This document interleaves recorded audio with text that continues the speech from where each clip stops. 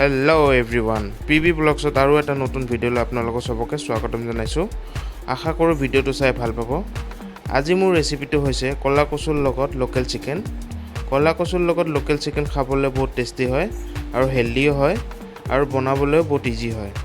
তেনেহলে আহক ভিডিঅ'টো আৰম্ভ কৰো। মই লোকেল চিকেন কাটি ললো এনেদৰে আৰু লগতে কলা কচু লৈ ললো।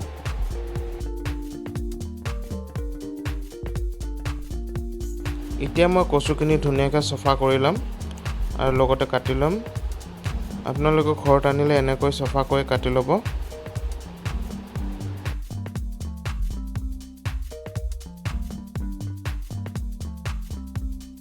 কচুখিনি ধুনীয়াকৈ ধুই মই বইল হ'বলৈ থৈ দিলোঁ। এইটো চাব পাৰে।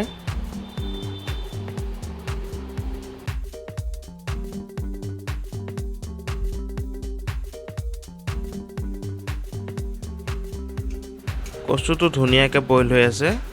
কচুটো বইল হোৱালৈ মই কেইটামান বস্তু ৰেডি কৰি লওঁ মাংখৰ বাবে। আপোনালোকে এতিয়ালৈ যোনে মোক সাবস্ক্ৰাইব কৰা নাই সাবস্ক্ৰাইব কৰি দিব।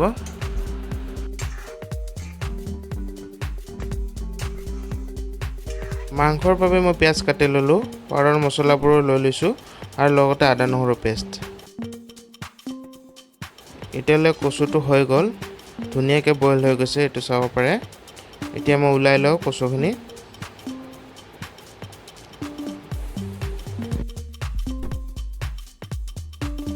এতিয়া মই গেছটো অন কৰি ললোঁ আৰু লগতে কেৰাহীটো বহাই দিলোঁ আৰু গৰম হ'বলৈ অলপ টাইম থৈ দিলোঁ।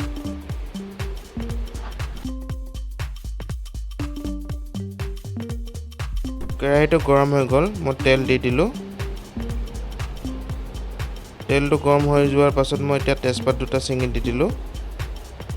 এতিয়া পিয়াজটো দি দিম মই, দি অলপ টাইম ফ্ৰাই কৰি থাকিলোঁ।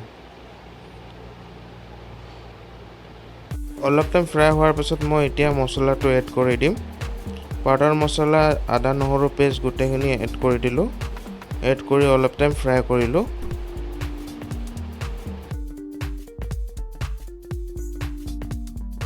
অলপ টাইম ধুনীয়াকৈ মছলাটো ফ্ৰাই কৰাৰ পাছত এতিয়া মই মাংসখিনি এড কৰি দিম।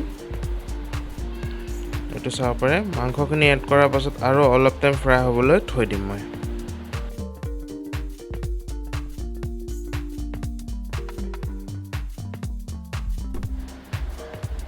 এতিয়া আপোনালোকে দেখিছে চাগে মাংসখিনিৰ পৰা পানীখিনি ওলাই আহিছে।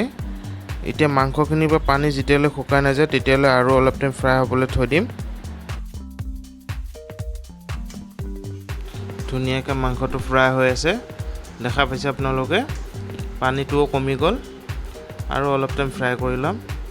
এইটো চাওক কি ধুনীয়াকৈ ফ্ৰাই হৈ আছে আৰু অলপ টাইম ফ্ৰাই হ'বলৈ থৈ দিম।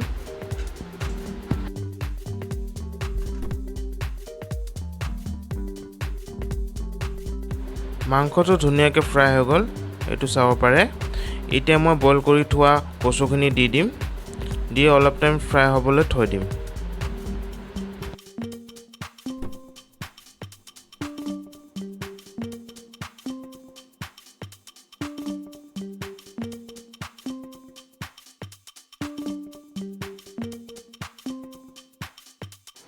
এতিয়া আপোনালোকে চাব পাৰে মাংস আৰু কচুটো ধুনীয়াকৈ ফ্ৰাই হৈ গ'ল, এইটো দেখিছে।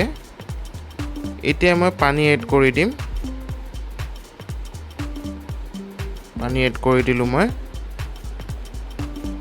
এতিয়া সোৱাদ অনুসৰি অলপ নিমখো দি দিম মই। নিমখ অলপ কমেই দিছিলোঁ মই আৰু বইল হ'বলৈ থৈ দিম। এতিয়া চাওঁচোন আহক কি ধুনীয়াকৈ বইল হৈ আছে। আপোনালোকে দেখিছে কি ধুনীয়াকৈ বইল হৈ আছে আৰু বইল হ'বলৈ থৈ দিম মই। কি ধুনীয়াকৈ বইল হৈ আছে গাইছ, চাওক। আৰু অলপ টাইম লাগিব মোৰ ৰেচিপিটো কমপ্লিট হ'বলৈ। আপোনালোকে ভিডিঅ'টো স্কিপ নকৰিব।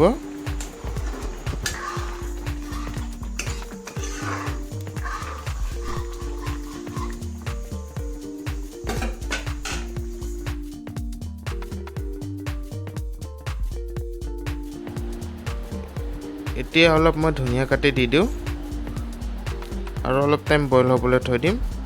তাৰপিছত মোৰ ৰেচিপি কমপ্লিট হ'ব আৰু